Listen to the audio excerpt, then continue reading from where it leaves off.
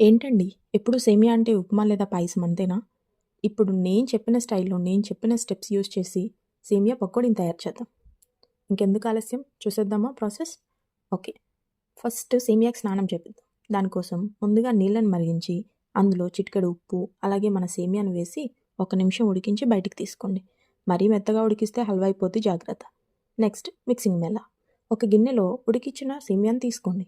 అందులోకి సన్నగా తరిగిన ఉల్లిపాయలు, కారం కోసం కారప్పొడి, రుచికి తగినంత ఉప్పు, ఇంకా కాస్త గ్రీన్ లుక్ కోసం కొత్తిమీరని చల్లేయండి. ఇప్పుడు అసలైన ట్విస్ట్. ఇది బైండింగ్ బ్యాచ్ అనమాట. పకోడీకి గట్టితనం కోసం శనగపిండి, కరకరలాడటం కోసం బియ్యపిండి వేసి బాగా కలపండి. నీళ్ళు అస్సలు పోయకండి. ఈ ఉల్లిపాయల్లో ఉన్న తేమ సరిపోతుంది. నెక్స్ట్ ఏముంది? ఆయిల్ అటాకే. స్టవ్ మీద బాండీ పెట్టి నూనె వేడి చేయండి. నూనె కాగుతున్నారా నాయనా అన్నప్పుడు ఈ మిశ్రమాన్ని చిన్న చిన్న పకోడీలు అందులో వేసేయండి. అవి బాగా గోల్డెన్ బ్రౌన్ కలర్లోకి వచ్చాక బయటికి తీసి సర్వ్ చేసుకోండి. ఇవి వేడి వేడి టీతో కలిపి తింటే అబ్బా! ఆ మజానే వేరు. ఒకసారి ట్రై చేయండి మరి.